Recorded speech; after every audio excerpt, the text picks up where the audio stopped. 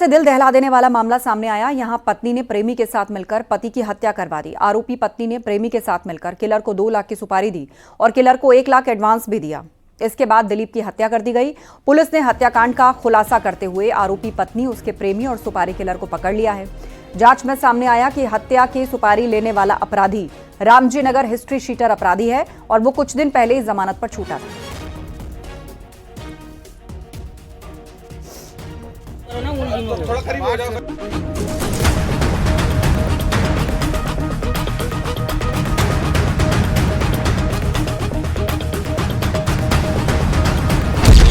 5 मार्च को शादी के घेरे, पत्नी ने प्रेमी संग रची खौफनाक साजिश। पत्नी ने दी पति की सुपारी, जिसके साथ शादी के साथ फेरे लिए उसकी ही मौत का सौदा कर दिया और कीमत लगी सिर्फ 2 लाख रुपए। शादी के महज 14 दिन बाद एक पति की हत्या कर दी गई। औरैया का ये दिल दहला देने वाला हत्याकांड मेरठ की तर्ज पर अंजाम दिया गया। 5 मार्च को शादी हुई और 19 मार्च को दिलीप यादव को गोली मारी गई। इस मर्डर की मास्टरमाइंड कोई और नहीं बल्कि खुद दिलीप की पत्नी प्रगति यादव निकली, जिसने अपने प्रेमी अनुराग यादव के साथ मिलकर पूरी साजिश को अंजाम दिया। और पूछताछ करने पर ये ज्ञात हुआ कि अनुराग यादव ने प्रगति यादव का चलते हुए इशारा करते हुए ये पूरा हत्या का प्लानिंग किया है। प्रगति यादव और अनुराग यादव के बीच में गहराई से प्रेम प्रसंग था और साथ में रहने के लिए अपना पति को रास्ते से हटाने के लिए अनुराग को प्रगति ने 1 लाख रुपए भी पहले दिया था और अनुराग यादव ने राम जी के साथ 2 लाख रुपए में सौदा किया था। प्रगति का गांव के ही अनुराग से पिछले 4 साल से प्रेम संबंध था। पुलिस के मुताबिक प्रगति के कहने पर ही अनुराग यादव ने पूरी हत्या की योजना बनाई थी।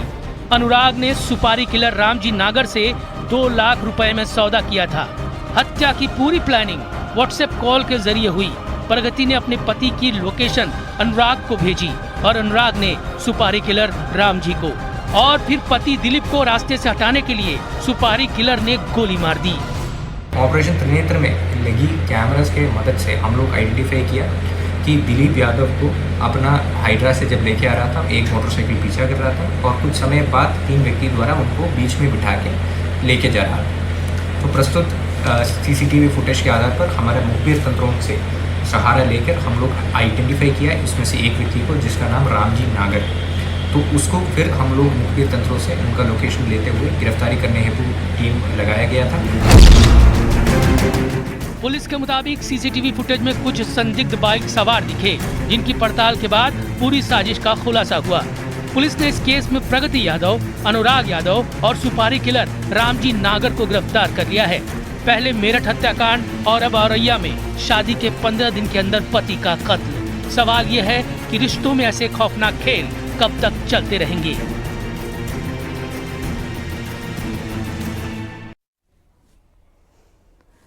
गोरखपुर दौरे के दौरान सीएम योगी ने दिग्विजय नाथ पार्क पहुंचकर विभागों की लगी प्रदर्शनी का उद्घाटन किया। ये प्रदर्शनी उत्कर्ष के 8 वर्ष पर लगी है। आपको बता दें कि उत्तर प्रदेश में योगी सरकार को 8 साल पूरे हो गए हैं और सीएम योगी ने एक बार फिर से दोहराया है कि 2017 से पहले यूपी की तस्वीर एकदम उलट थी। हर दिन यूपी में दंगे होते थे, हर जिले में माफिया होता था जो जमीनों पर कब्जा करता था, अवैध खनन करता था। प्रदेश में बेटी और व्यापारी भी सुरक्षित नहीं थे।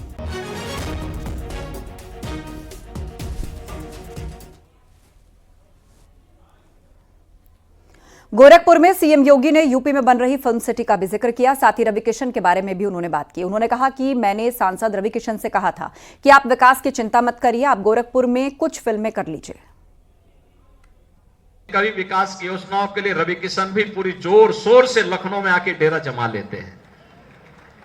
तो मैं उनसे उस समय कहता हूं आप गोरखपुर में ज्यादा समय दे दीजिए और गोरखपुर में भी कुछ फिल्मों की साइन कर वहां पे गोरखपुर में भी कुछ फिल्मों में कार्य कर लीजिए। बाकी विकास की चिंता मत करिए।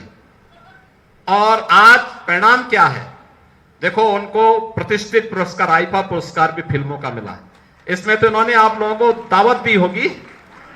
कितने लोगों को भोजन मिला है? रवि किशन ने भोजन में नहीं बुलाया।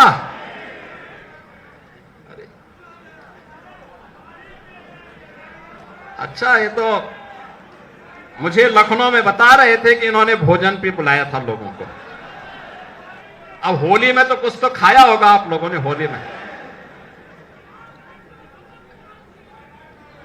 लेकिन उनको पहले बधाई तो दे दीजिए, एक जोरदार ताली बजा दीजिए, उनको आईफा पुरस्कार मिला है। कलाकार को उसकी साधना के लिए यह पुरस्कार ही उसकी सिद्धि होती है और कला का सम्मान होना चाहिए। इसीलिए हम लोग उत्तर प्रदेश में भी एक फिल्म सिटी बना रहे हैं, बहुत अच्छी फिल्म सिटी बनने जा रही है। उत्तर प्रदेश में योगी सरकार के 8 वर्ष पूरे होने पर यूपी बीजेपी उत्सव मना रही है, जिसकी शुरुआत सोमवार से हो गई है। यह उत्सव 14 अप्रैल तक मनाया जाएगा। आपको बता दें कि सोमवार को सीएम योगी आदित्यनाथ ने लखनऊ में प्रेस कॉन्फ्रेंस की और उस मौके पर उन्होंने प्रदेश सरकार की उपलब्धियों को जनता के सामने रखा। ऊर्जा जागेगी। उप मुख्यमंत्री श्री ब्रजेश पाठक जी का स्वागत। सभी मंचासीन अतिथि। उत्तर प्रदेश के उत्कर्ष का उदाहरण भारतीय जनता पार्टी 2017 में यहां सत्ता में आई थी और 2025 में हम 8 साल पूरे करके आज आप सबके माध्यम से प्रदेश की 25 करोड़ जनता के जीवन में जो परिवर्तन आया है, जो खुशहाली आई है, जो उनका विकास हुआ है, जो गरीब कल्याण की दिशा में आगे बढ़ने का अवसर मिला है, वो अपने आप में बेमिसाल है। और मुझे पूरा विश्वास है हम 2027 में 2017 दोहराते हुए तीसरी बार यहां सरकार भी बनाएंगे। हमारी सरकार के गौरवशाली 8 वर्ष हैं और माननीय मुख्यमंत्री जी के नेतृत्व में, माननीय प्रधानमंत्री जी के मार्गदर्शन में हमारी सरकार ने 8 वर्षों में जनहित के बहुत सारे कार्य किए हैं, जिसका स्पष्ट परिणाम है कि हम लोग लगातार चुनाव जीत रहे हैं। प्रधानमंत्री जी के मार्गदर्शन में, मुख्यमंत्री जी के नेतृत्व में सरकार के 8 वर्ष पूरा होने के उपलक्ष्य में हमारी पार्टी ने 8 वर्ष के कामकाज का लेखा जोखा जनता के बीच में रखने का निर्णय लिया है। 14 अप्रैल तक लगातार भारतीय जनता पार्टी के सभी कार्यकर्ता घर घर जाकर अपनी सरकार का लेखा जोखा जनता के बीच में रखेंगे। इन 8 वर्षों में राज्य ने हर क्षेत्र में, हर मोड़ पे, हर दिशा में प्रगति किया है। विशेष रूप से सुरक्षा और महिला सुरक्षा, व्यक्ति की सुरक्षा, उसकी प्रॉपर्टी की सुरक्षा, इसकी अगर हम बात करें तो उत्तर प्रदेश के इतिहास में ऐसा सुरक्षित वातावरण, मैं स्वयं उत्तर प्रदेश का ही एक नागरिक हूं और ऐसा सुरक्षित वातावरण हमने कभी नहीं देखा। ये माननीय मुख्यमंत्री जी की देन है। माननीय मुख्यमंत्री योगी आदित्यनाथ जी के तो 8 साल के कार्यकाल में सरकार ने क्या क्या उपलब्धि की है, उस बात को बताने के लिए जनता के बीच में सभी जिले में कार्यक्रम आयोजित है कि आज के 8 साल पहले जब पहली बार मुख्यमंत्री माननीय योगी आदित्यनाथ जी बने, 5 साल का कार्यकाल पूरा हुआ, फिर दोबारा रिपीट किए, तो जैसे कि पहला काम तो प्रदेश में पिछली सरकारों की जो दंगे होते थे उस पे विराम लगा दिया। सपा के गवर्नमेंट में, बसपा गवर्नमेंट, कांग्रेस में दंगे होते थे, कर्फ्यू लगते थे, उस पे विराम लगा दिया, पहली चीज। दूसरा, जो इन सरकारों में सपा, बसपा, कांग्रेस के अपराधी छुट्टा साड़ की तरह घूमते थे, उन पे विराम लगा दिया। अगर कोई अपराधी योगी सरकार के 8 साल पूरा होने पर डिप्टी सीएम ब्रजेश पाठक ने कहा, 8 साल में उत्तर प्रदेश की तस्वीर पूरी तरह बदल गई है। साथ ही उन्होंने अखिलेश यादव पर निशाना साधते हुए कहा कि वो पूरी तरह डिरेल है। कल भी हमने आपको पूरी बात बताई थी, आज वही बात रिपीट कर रहे हैं। सब कुछ बदल चुका है, आमूलचूल परिवर्तन हुआ है। लॉ एंड ऑर्डर नंबर 1 पर है, इंफ्रास्ट्रक्चर नंबर 1 पर है। इन 8 वर्षों में प्रदेश की तस्वीर पूरी तरह से बदल चुकी है। अखिलेश यादव कह रहे हैं, ये कल मैंने बताया था, अखिलेश यादव जी पूरी तरह से डिरेल्ड है, उनको जानकारी नहीं, फील्ड में निकल करके देखें।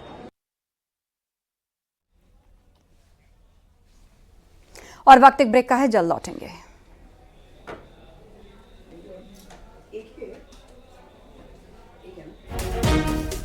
और उससे पहले एक बड़ी खबर आपको बता दें, एएनआई पर सीएम योगी का इंटरव्यू। कल सुबह 10 बजे सीएम योगी का ये इंटरव्यू है। औरंगजेब विवाद समेत अलग अलग मुद्दों पर बोले हैं सीएम योगी।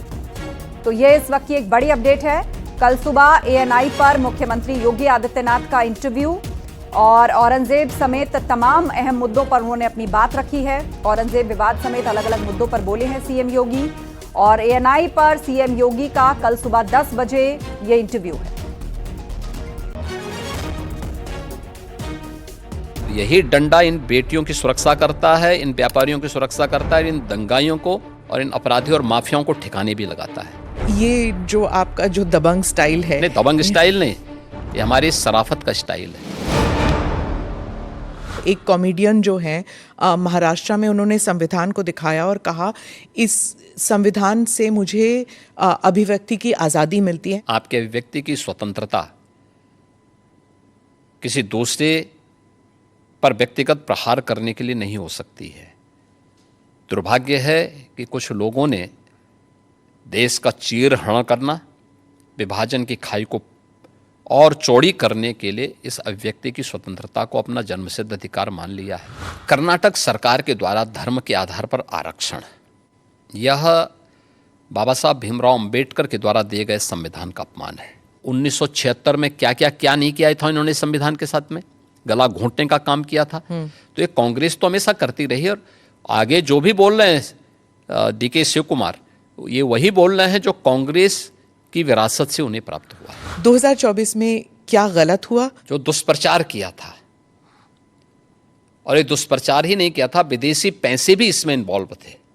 जॉर्ज सोरोस ने तो बहुत पहले इसकी घोषणा कर दी थी। सोरोस के पैसे यूपी में भी लगे थे। मैं कह रहा हूं पूरे देश में विदेशी पैसा इन्वॉल्व था लोकसभा चुनाव के दौरान, जिसमें कांग्रेस और उसके सहयोगी दलों ने, जो भी इंडी गठबंधन से जुड़े हुए दल थे, ये लोग धड़ल्ले से उसके लिए डायरेक्ट इनडायरेक्ट उसमें लिप्त थे, और उसी के माध्यम से इन्होंने पूरे चुनाव को प्रभावित करने का प्रयास किया था। यह कृत्य देशद्रोह की श्रेणी में आता है। आपने ये 2-3 बारी कहा कि सत्ता चली जाएगी, त्याग देंगे। जब ऐसी बातें होती है तो फिर अटकलें लगाई जाती है कि शायद योगी जी दिल्ली की तरफ देख रहे हैं। देखिए,